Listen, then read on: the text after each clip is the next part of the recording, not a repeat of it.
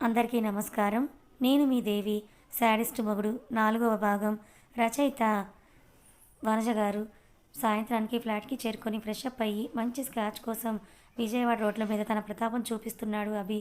ఫుల్గా తాగేసి 10 గంటలకు రోడ్డు మీద తన BMW కార్ నడుపుతున్నాడు అభి. పేషెంట్స్ ఎక్కువగా ఉండడంతో హాస్పిటల్లోనే లేట్ అయ్యి ఆటోలు దొరక్క నడుచుకుంటూ వస్తున్నారు రంగి, సత్తయ్య అండ్ జానకి. కార్ నడుపుతున్న అభికి సైడ్కి చూసేసరికి ఫుట్పాత్ మీద ముగ్గురు వెళ్తూ కనపడ్డారు. అంత తాగిన మైకంలో ఉన్నా కూడా ఆ ముగ్గురులో ఒకరు మాత్రం అభికి స్పష్టంగా కనబడ్డారు.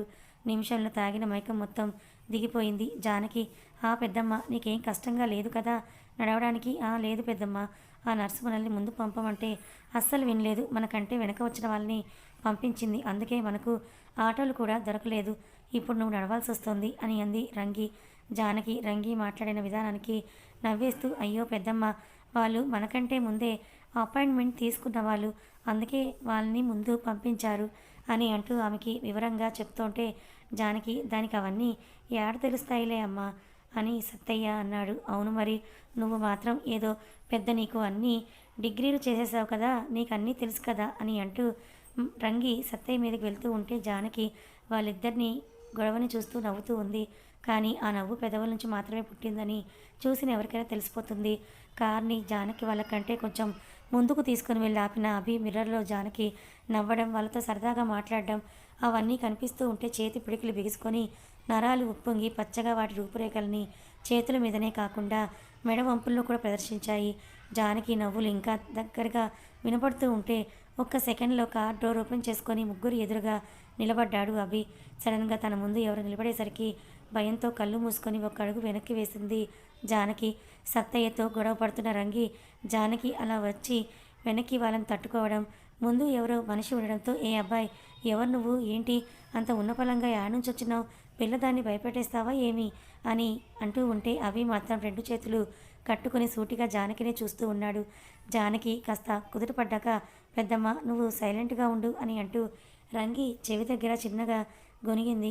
రంగి సైలెంట్ అయిపోయింది. దాంతో జానకి మాత్రం అభి వంక చూడకుండా తలదించుకొని అలాగే నిలబడింది. వావ్, వారేవా మిస్, ఎలా బ్రతుకుతున్నావు అని అనుకున్నా, పర్లేదే, బాగానే నవ్వుతూ సంతోషంగా బ్రతుకుతున్నావన్నమాట. It's too good. ఏంటి నువ్వు ఒక్కదానివే ఉన్నావు? నీ మాజీ ప్రియుడు, నీ బిడ్డకి తండ్రి ఎక్కడా? ఉండాలిగా నీతో పాటే.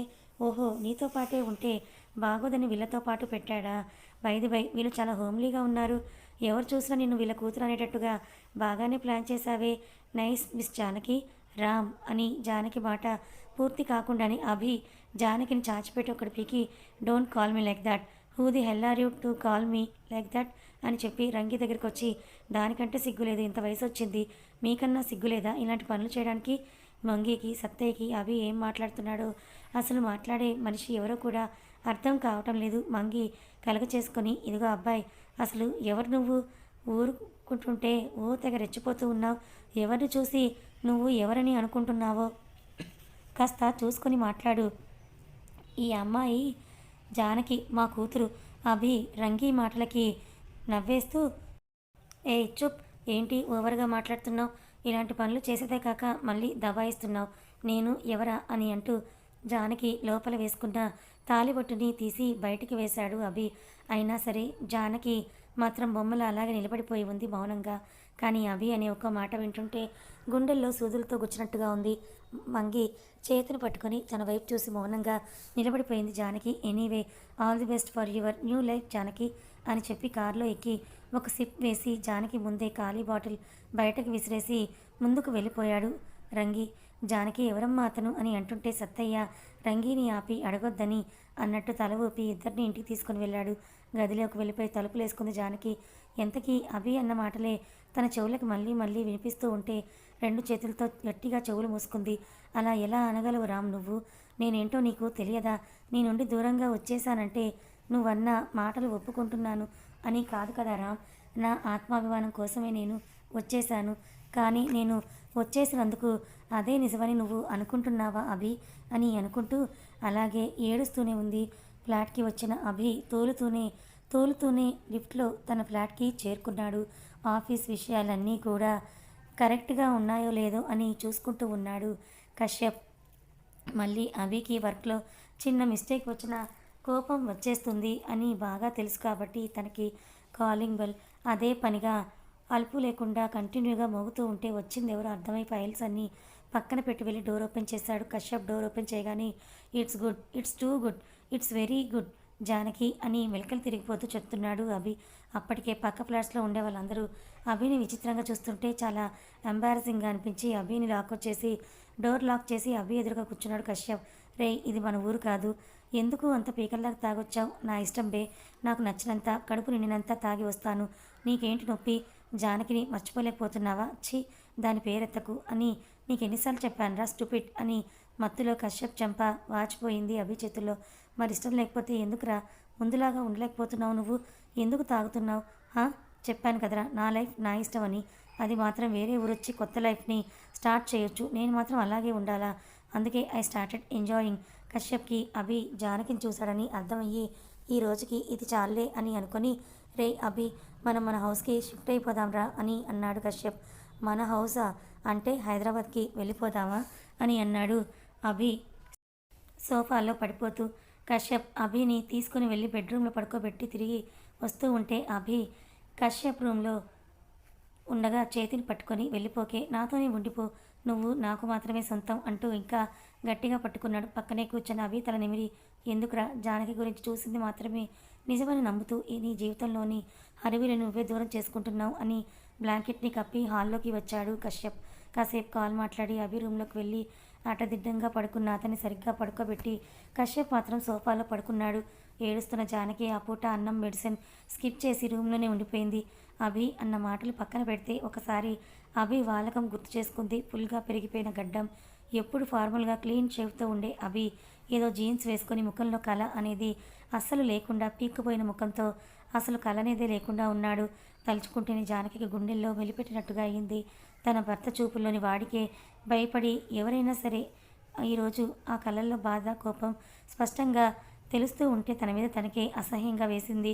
తప్పు చేయకపోయినా కూడా అంతా నా వల్లే కదా రామ్ ఇలా జరిగింది, అసలు నేనంటూ నీ జీవితంలోకి రాకపోతే మీరు చాలా సంతోషంగా ఉండేవారేమో కదా, కానీ ఈ మొత్తం కథకి సూత్రధారి ఎవరో తెలిసిన రోజు మాత్రం నాలో ఇంకో జానకిని చూస్తారు. ఆ రాముడిలాగా మీరు కూడా నన్ను అగ్నిప్రవేశం చేయమని చెప్పుకుంటే సంతోషంగా ఒప్పుకునేదాన్ని, కానీ మీరు నాకు నిజం చెప్పుకునే సమయం కూడా ఇవ్వలేకపోయారు. నేనుంటే మీరు మనశ్శాంతిగా ఉండలేను అని అన్నారు. మరి నేను వచ్చేసానుగా, ఎందుకు ఇలా అయిపోయారు అని అనుకుంటూ ఏడుస్తూనే ఉంది జానకి. ఒక పక్క అభి అవతారం గుర్తొస్తుంటే ఇంకో పక్క డాక్టర్ చెప్పిన మాటలు జానకిని ఇంకా భయపెట్టేశాయి. కళ్ళు మూసుకొని తన పొట్ట మీద చేయి వేసుకొని హాస్పిటల్లో ఏం జరిగిందో గుర్తు చేసుకుంది జానకి. సత్తయ్య, రంగి, జానకి ముగ్గురు పోయిన నెల వెళ్ళిన శార్వరి హాస్పిటల్కే వెళ్ళారు. ఒకసారి ఎవరి దగ్గర చెకప్ చేయించారో ఇక నుంచి వాళ్ళ దగ్గరే కంటిన్యూ అవ్వమని రిసెప్షనిస్ట్ చెప్పడంతో డాక్టర్ ముద్ర దగ్గర అపాయింట్మెంట్ తీసుకుని ఆమె రూమ్కి వెళ్ళారు జానకి, రంగి. ఈసారి చాలామంది గర్భవతులు వెయిటింగ్ హాల్లో ఉన్నారు. దాదాపు గంట పాటు బయట కూర్చున్నారు జానకి వాళ్ళు. 3 సార్లు వాంతులు, 2 సార్లు కళ్ళు తిరగడాలయ్యాయి జానకి ఈ గంటలో. గంట తర్వాత నర్స్ వచ్చి జానకి పేరు పెట్టి పిలిచి వెళ్ళింది. జానకిని ఒక దాన్ని పంపి రంగిని మళ్ళీ బయటే నిలిపేసింది. Nurse, come your Mrs Janaki right అని అంటూ డాక్టర్ ముద్ర అనగానే జానకి అవును అన్నట్టుగా తలూపి కూర్చుంది. జానకి, మీరు లాస్ట్ మంత్ వచ్చారు కదా, నేను ఆఫ్టర్ 10 days రమ్మన్నాను, మీరేమో 1 month తర్వాత వచ్చారు. ఇట్స్ ఓకే రండి చెకప్ చేస్తానని చెప్పి జానకిని సైడ్ కటన్తో క్లోజ్ చేసిన ప్లేస్కి తీసుకెళ్ళి ఒకసారి మళ్ళీ క్షుణ్ణంగా పరీక్షించింది. కాసేపు తర్వాత జానకి చీర సరిచేసుకొని డాక్టర్ సీట్ దగ్గరికి వచ్చి కూర్చుంది. మృదులకి ఎక్కడో కొంచెం డిఫరెన్స్గా తెలుస్తూ ఉంటే స్కానింగ్కి రాసి తప్పనిసరిగా చేయించుకొని రమ్మంది. జానకి అలాగే మేడం అని చెప్పి బయటకు వచ్చి రంగితో విషయం మాట్లాడి అదే హాస్పిటల్లో ఉన్న స్కానింగ్ ల్యాబ్కి వెళ్ళి డాక్టర్ మృదుల ఇచ్చిన ప్రిస్క్రిప్షన్ ఇవ్వగానే అక్కడ కూడా కాసేపు వెయిటింగ్ చేశాక స్కానింగ్కి లోపలికి రమ్మని పిలిచారు. కేవలం ఒక్కరు మాత్రమే ఆడవారు, మిగతా 2 మగవారు అవడంతో జానకి ఏదో తెలియని భయవేసింది. ఒకసారి చుట్టూ చూస్తే తనలాంటి మిగతా ప్రెగ్నెంట్ లేడీస్కి వాళ్ళ హస్బెండ్స్ తోడుగా ఉండి ధైర్యం చెప్తున్నారు. జానకి అలాంటి ఒక సీన్ కళ్ళ ముందు ఫ్లాష్ కట్ అవ్వగానే తెలియకుండానే ఆమె పెదవులపైకి నవ్వు వచ్చి చేరింది. మేడం త్వరగా రండి, ఇంకా చాలామందే ఉన్నారు అని ల్యాబ్ అతను పిలిచేసరికి లోపలికి వెళ్ళింది. ఒక ఆమె వచ్చి జానకి చీర కుర్చీలు పక్కకు తీయమని చెప్పి పొట్ట మీద జెల్ రాసి స్కానింగ్ చేస్తూ ఉంది. 10 నిమిషాలకి జానకి చీర సరిచేసుకొని బయటకు వస్తే రంగి మాత్రం చుట్టూ అందరినీ వింతగా కొత్తగా చూస్తూ ఉంది. మీకు ఇంకా బ్లడ్ టెస్ట్, థైరాయిడ్ టెస్ట్ కూడా రాయించారు, అవి చేయించుకొని వచ్చేసరికి స్కానింగ్ రిపోర్ట్స్ రెడీ చేస్తాం మేడం అని చెప్పాడు ల్యాబ్లో వర్క్ చేసే అతను. అప్పటికే జానకి దగ్గర ఉన్న అమౌంట్లో 5,000 అయిపోయాయి. సరిపోతుందో సరిపోదో అని అనుకుంటూనే వెళ్ళి blood test and thyroid test కూడా చేయించుకుని మళ్ళీ స్కానింగ్ రూమ్ దగ్గరికి వచ్చి నిలబడ్డారు జానకి, రంగి. రంగి మాత్రం నోరెత్తకుండా జానకి వెనకే నడుస్తూ ఉంది. అప్పటికే వాళ్ళు వచ్చి 3 గంటలు కావడంతో సత్తయ్య ఒక 30 సార్లైనా బయటికి లోపలికి తిరుగుంటాడు. ప్రెగ్నెంట్స్ని వాళ్ళే blood test and thyroid report scanning దగ్గరికి పంపించడంతో ముగ్గురు కలిసి ఒకే దగ్గరికి తీసుకొని వచ్చింది జానకి. మళ్ళీ ఆ రిపోర్ట్స్ అన్నీ పట్టుకొని మృదుల ఉన్న రూమ్ దగ్గరికి వెళ్ళేసరికి ఒక 12 మంది వెయిటింగ్ లిస్ట్లో దర్శనమిచ్చారు ఆమెకి. అరగంట తర్వాత జానకికి పిలుపు రావడంతో మళ్ళీ ఆ రిపోర్ట్స్ తీసుకొని ఆ రూమ్లోకి అడుగుపెట్టింది జానకి. డాక్టర్ ఒక్కో రిపోర్ట్ని కూడా పరిశీలిస్తూ అప్పుడప్పుడు జానకి ఫేస్ని కూడా పనిలో పనిగా చూస్తూనే ఉంది, అబ్జర్వ్ చేస్తూ. ఫైన్ మిసెస్ జానకి, మీకు థైరాయిడ్ నెగిటివ్ చూపిస్తోంది. గుడ్. అండ్ హిమోగ్లోబిన్ లెవెల్స్ చాలా తక్కువగా ఉన్నాయి. ఇప్పటికి ఓకే, కానీ ముందు ముందు చాలా కష్టం. ఒక్కోసారి ఇమ్మెచ్యూర్ బేబీ అయ్యేదానికి కూడా ఛాన్సెస్ ఉన్నాయి. So be careful. Carrot, beetroot and iron ఎక్కువగా వచ్చే ఐటమ్స్ లైక్ బెల్లంతో చేసినవి మీ డైట్లో యాడ్ చేయండి అని స్వీట్ సజెషన్ ఇచ్చింది ఆమె. జానకి అలాగే అని చెప్పి అప్పటికే టెన్షన్తో చెమటలు పట్టేస్తుంటే రీజన్ డాక్టర్ చెప్పిన వర్డ్స్తో పాటు డబ్బులు అయిపోయాయని. అలాగే మేడం అని తలుపి జానకి పైకి లేవబోతూ ఉంటే 1 minute మిసెస్ జానకి అని డాక్టర్ పిలుపు మళ్ళీ విని అదే చైర్లో కూర్చుంది. నాకు ఒకటి ఇంకా కన్ఫర్మ్ అవ్వలేదు, బట్ ఎందుకు ఇలా అయిందో తెలియడం లేదు. యాక్చువల్లీ 3rd month కంప్లీట్ కావచ్చినప్పుడు బేబీ ఫార్మేషన్ అన్నీ తెలుస్తాయి, బట్ మీ విషయంలో సంథింగ్ మిస్టీరియస్గా ఉంది. బెటర్ మీరు ఇంకోసారి 2 weeks తర్వాత మళ్ళీ ఒకసారి స్కానింగ్ చేయించుకొని నన్ను కన్సల్ట్ అవ్వండి అని చెప్పింది డాక్టర్. 3rd month కంప్లీట్ అవ్వడం అనే డాక్టర్ మాటలు మరోసారి జానకి అభిప్రాయాల్ని తారుమారు చేసేశాయి. భయంగానే ఓకే డాక్టర్, డెఫినెట్లీ అని చెప్పి మేడం అది నేను అని జానకి అంటూ ఉంటే మీతో పాటు వచ్చిన మీ వారిని కాస్త పిలుస్తారా అని మృదుల అనగానే నో మేడం, నాకు చెప్పండి, నేను చూసుకుంటాను. జానకి, నేను మీకు ఆల్రెడీ చెప్పాను, కొన్ని డైరెక్ట్గా మీతో చెప్పలేమని. మీతో ఎవరొచ్చారు? మా పెద్దమ్మ వచ్చింది డాక్టర్ అని వినయంగా చెప్పింది జానకి. ఓకే, మీరు కాసేపు బయట ఉండి ఆమెను పంపిస్తారని చెప్పేసరికి జానకి బయటకు వచ్చి రంగిని డాక్టర్ రూమ్లోకి వెళ్ళమని చెప్పి తను అక్కడే కూర్చుంది. రంగి లోపలికి వెళ్ళి ఒక 20 నిమిషాల తర్వాత కానీ బయటికి రాలేదు. తర్వాత మళ్ళీ జానకి లోపలికి వెళ్ళి మేడం అని పిలిచింది. జానకి, మీకు మెడిసిన్ రాశాను, స్కిప్ చేయకుండా యూజ్ చేయండి. అలాగే డాక్టర్, ఒక చిన్న రిక్వెస్ట్ మేడం. చెప్పండి మేడం, ఇది అమౌంట్ తక్కువగా ఉంది, మెడిసిన్ నెక్స్ట్ టైం వచ్చినప్పుడు నేను తీసుకుంటాను అని మొహమాటంగానే చెప్పింది జానకి. జానకి సిచ్యువేషన్ ముద్రల్లో ఒక డాక్టర్ని కాకుండా ఒక ఆడ మనిషిని, అమ్మని మేలుకొల్పి పర్వాలేదులే మిసెస్ జానకి, నా కార్డ్ తీసుకొని వెళ్ళు, డాక్టర్స్కి మెడిసిన్ ఇక్కడ ఫ్రీగానే ఇస్తారు, యూస్ చేసుకో అని అంది. No problem madam, next time వచ్చినప్పుడు తీసుకుంటాను అని జానకి చెప్పబోతూ ఉంటే తనకి మెడిసిన్ ఎంత అవసరమో డాక్టర్కి బాగా తెలుసు కాబట్టి జానకిని ఒప్పించి తన కార్డు ఇచ్చి పంపించింది ఆమె. జానకి ఆ కార్డుతో మెడిసిన్ తీసుకొని అది రిసెప్షన్ దగ్గర ఇచ్చేసింది మృదుల. మళ్ళీ నువ్వు రావడం ఎందుకులే, రిసెప్షన్లో ఇచ్చేసేయని నేను కలెక్ట్ చేసుకుంటానని చెప్పడంతో అప్పటికే దిక్కుతోచిన సత్తయ్య బయట హాస్పిటల్ గార్డెన్లో వాకింగ్ చేస్తూ కనపడ్డాడు. సత్తయ్య దగ్గరికి వెళ్ళి ముగ్గురు కలిసి రోడ్డు మీదకి వచ్చి ఆటో కోసం చూసేసరికి ఒక్క ఆటో కూడా కనపడలేదు. కనబడిన ఆటో వైపు రాము అని అనేసరికి ముగ్గురు కలిసి ఫుట్పాత్ ద్వారా ఇంటి బాటని పట్టారు. అప్పుడే అభి ఎదురు రావడం, అభి అన్న మాటలు సోదరులా జానకి గుండెకి గుచ్చుకుంటూ ఉంటుంటే అలాగే మోకాల మీద కూర్చొని ఏడుస్తూ ఉంది. కానీ ఇక లాభం లేదు. పుట్టింటి వారిని మెట్టినింటి వారిని వద్దని వారి సహాయం కూడా కోరకుండా వచ్చేశాను. అలాంటిది వీళ్ళని మాత్రం ఎలా ఆశించగలను? ఈ రోజంటే సరిపోయింది, కానీ ముందు ముందు ఎలా, నేను నా బిడ్డ ఎలా బ్రతకాలి అని ఆలోచిస్తూ ఒక నిర్ణయానికి వచ్చింది జానకి.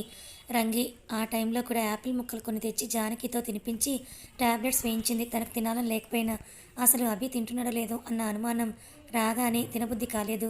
కానీ రంగి బిడ్డ కోసమని చెప్పేసరికి తప్పక తిన్నది. వాటి ప్రభావంతో కాసేపటికి నిద్రపోయింది జానకి.